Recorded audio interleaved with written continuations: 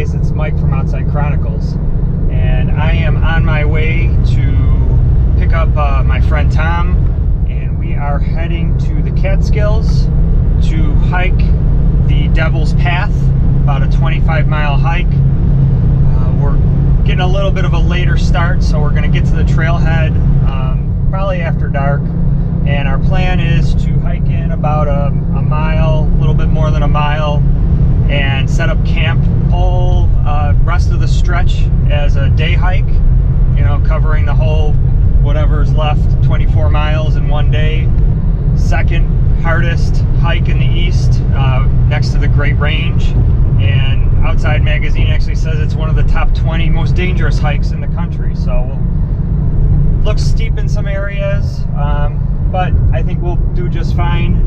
And then what we're going to do is we're going to stage our mountain bikes at the terminus of the trail, and then either ride back after we do the hike or camp one more night and then, you know, ride back early in the morning and drive home. All right, step one done. Got the bike staged, got the canister staged, got our crate staged. Now we're gonna head off to the trailhead.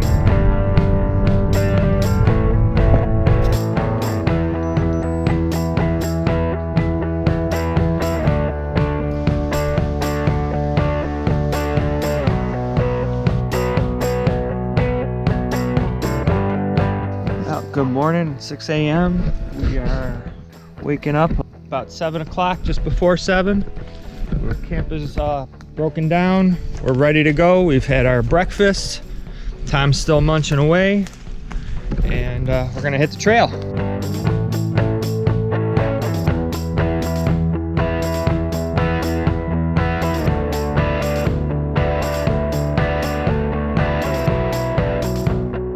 We came at the right time of year. We're seeing some beautiful foliage behind us here. Hopefully on the summits we get some nice views of the fall colors. About 2.8 miles in, see a pond,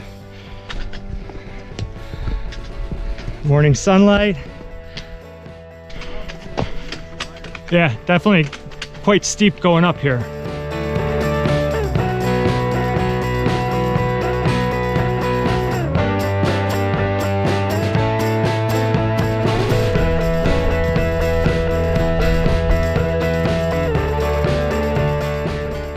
We're thinking this might be the summit of the first peak, Indian Head, and we press on.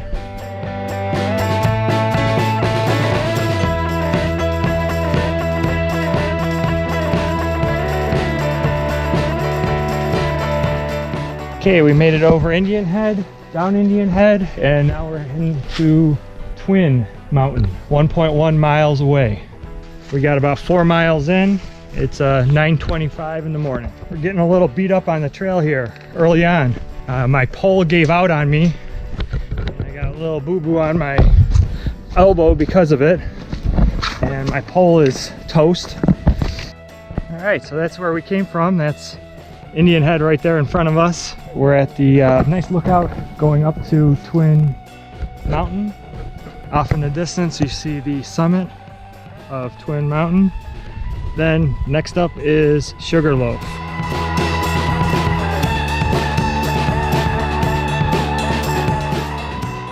All right, we're at what we think is the summit of Twin Mountain.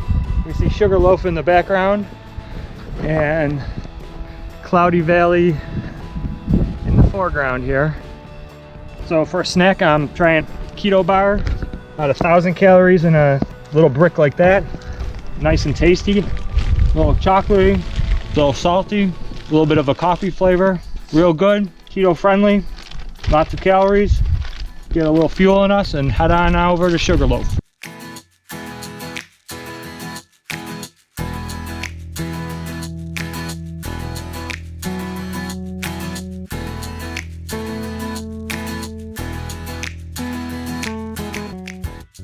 Okay, we've made it to the junction here of Sugarloaf Mountain and the Roaring Kill parking area. That way is Twin Mountain, onward to Sugarloaf.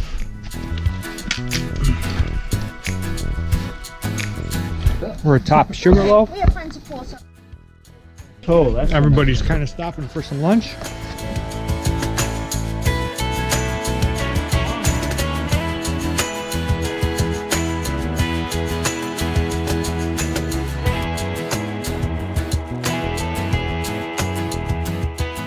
So we found a nice little spring here. We're gonna load up on some water for the rest of the trip. Looks nice and cold.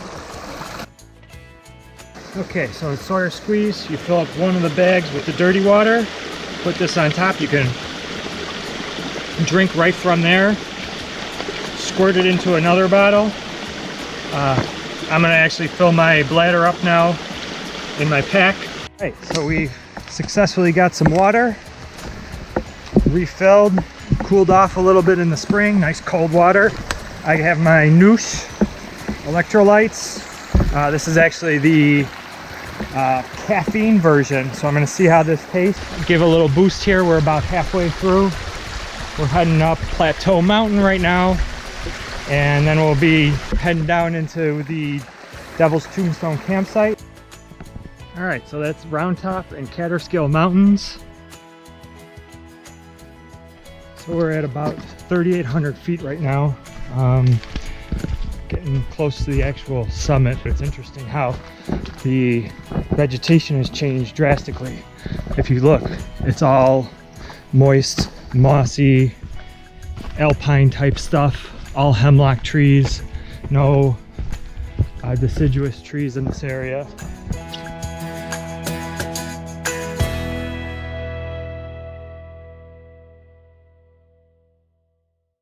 Well, we're on the ridge just plateau, and I would have to say that the climb up plateau the last mile or so was definitely took some effort.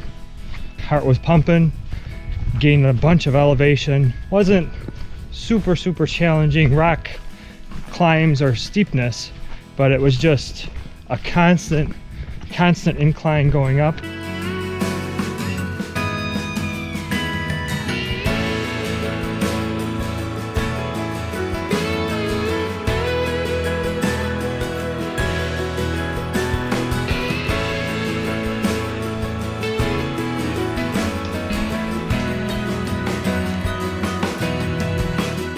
Come down from that ridge, and as you can see, it's kind of a dry side.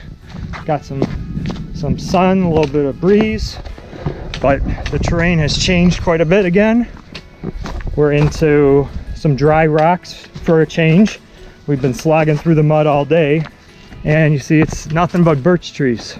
The trail has changed again a little bit. The ecosystem has changed. We've gone from the birch trees to a whole bunch of beech trees. So we've made it out of the trail.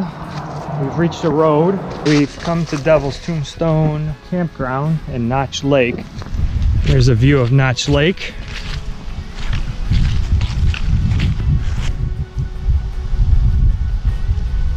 After a little bit refueling, we're leaving. This isn't the actual campground, Devil's Tombstone Campground. This is looks like a day use area. We're heading for the second half of the adventure.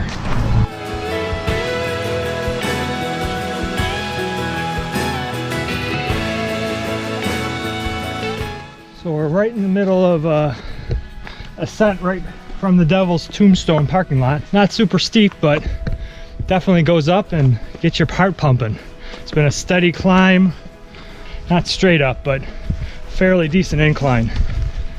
I don't know about you, but this is more than a fairly decent incline.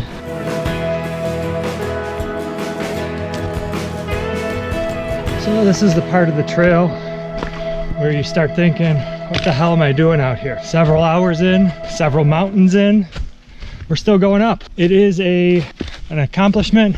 I love getting the looks on the trail from people saying, man, you're going from where to where? You're crazy. And other people that have done it. So it's not a insurmountable task, but you just got to keep going. Water refill here at the spring. There's a lean-to over there. We're thinking about 9 miles. We got one more peak to go, Westkill, and then it's all downhill. Okay, final push. Right there is where we're going, Westkill Mountain. There's the summit, and then the little false summit on the way down. Clouds are building up on the summit. Looks like the rain may pass us by, but we'll see. Well, we made it. We're at the Westkill mountain summit. We got like 4 miles left to get out of here, back to our camp and our bikes. So just a quick 4 miles down and we're done. All right, so it's 11 o'clock. We're filled in all of our peaks. I'm not sure if you can see that. Right, so we made it to the final part of the trail. We're back at the terminus, the parking lot. Final number is about 17 hours, 30 minutes, I think. Yeah, maybe 45, but under 18. So definitely ranks up there as one of the tougher hikes that we've done.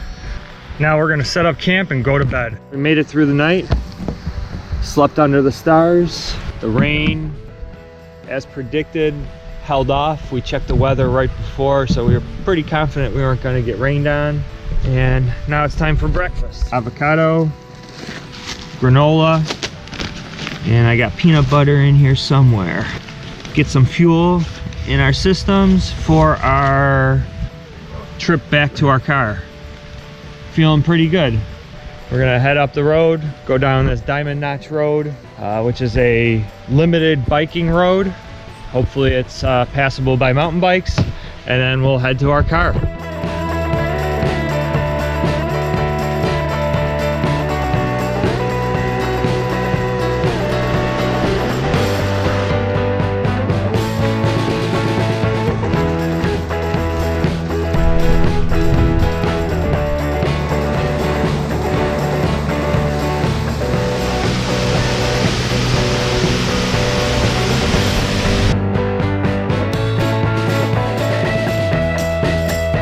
We just passed the falls and the bridge, about 2 miles, and unfortunately I don't think we're going to be riding our bikes for a while because it is just this heavy cobble, and we're walking our bikes up this hill. Hopefully it opens up after the hill, but I'm not too confident. Modified our method. Now we're carrying on our backs. Okay, method 3, over the shoulder.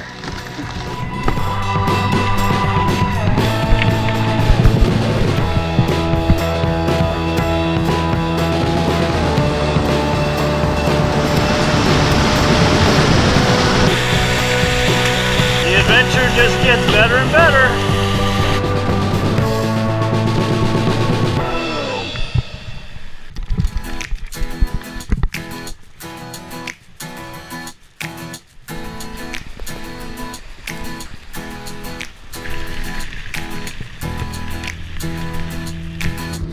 Well, we're on the road now and climbing a hill, getting to the top.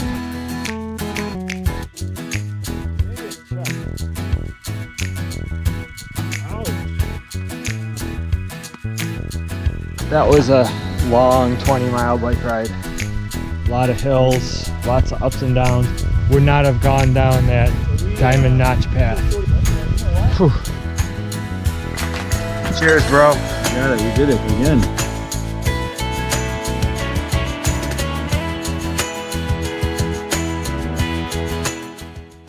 All right, we're heading back, and after we've had some time to reflect on the trek, we're going to do a little debrief with some typical questions that I post on the blog and get Tom's take and my take on the overall trip. So for me, Mike and I share some good experiences, but a lesson learned that I did not do was I recognized I had hot spots on my feet, which are the precursor to blisters, but we did not take the 10 minutes to apply some very effective Laco tape. And of course, I paid the price at the end because my raw feet significantly slowed us more than 10 minutes of what it would have taken to fix them in the beginning. One of my favorite parts, or the favorite theme I would say, is the multidiscipline and logistics that reminded me a lot of our adventure racing. And a lot of times we say just getting to the start line is an accomplishment, but staging bikes, making sure we have the right gear, going to different spots, biking at the end, just combining all those things I felt was interesting. And I think I would also add one of my funnest particular moments on the trail was when Mike and I decided to be American Ninja Warriors for 5 minutes while doing some pull-ups on a quite precarious rock overhang that allowed us to do a couple pull-ups for humor's sake and good video production. So the least or the most unpleasant part of the trip for me was definitely toward the end, as you can imagine. Sleepiness, long hours hiking, but I think they were exasperated because on this particular hike, which I think was more challenging in parts than the Great Range Traverse because of the constant uneven rocky ground and many times the loose rocks. So our final 4-mile death march out, unlike the Great Range, which was flat and monotonous, this was painful due to raw feet, tiring because of sore muscles, and unpleasant because it seemed to go on forever. Truly was a low point, but reaching the parking lot boosted our spirits because we knew we would get to bed very shortly. I think my strong second favorite food would be bacon. I don't eat a lot of bacon normally, but the fat content and the meat was tasty. But by far, my favorite snack on the trail was my dark chocolate covered coffee beans. Had a really nice texture, gave a little caffeine boost, and were quite tasty in some of the harder sections when we were going up Hunter, and some of the death march out proved to be a worthy food component. So as far as gear goes, obviously we had a lot of different kinds of gear. I think it would be a toss-up between both of us carrying GoPros, because it's a really good way to create a chronicle of the trip, and having two people with GoPros, you can get footage that you don't normally get solo. Plus it takes your mind off the arduous task of one foot in front of the other. But I think with a keen eye, my favorite piece of gear that helped us in countless ways was my wrist GPS, especially once we knew that our calibration of elevation was accurate. This did a really nice job of telling us, one, how far we had to go, and two, when we were at summits, because a lot of these, almost all the summits, except for the last one at Westkill, did not have a sign. So you'd have many false summits, many overlooks, but having an accurate altimeter on the GPS, I think, proved very valuable for our gear list. Yeah, I think the biggest lesson I learned was not to get so anxious about plans that have changed. You know, we had a plan to get on the trailhead at a certain time, stage our gear, and because of forces outside of our control, we got on the road late, then chose a restaurant which was really, really good food, but really slow service. So it, you know, prolonged the time to get to the trailhead. But at the end of the day, we staged our bikes, got to the trailhead, got our camp set up, got a good night's sleep, and got on the trail. You know, the same time we were planning on getting on the trail way back, it just took us a little longer during the trek to the Catskills. So I think my favorite piece of gear was my hammock. On the first night, it set up quickly.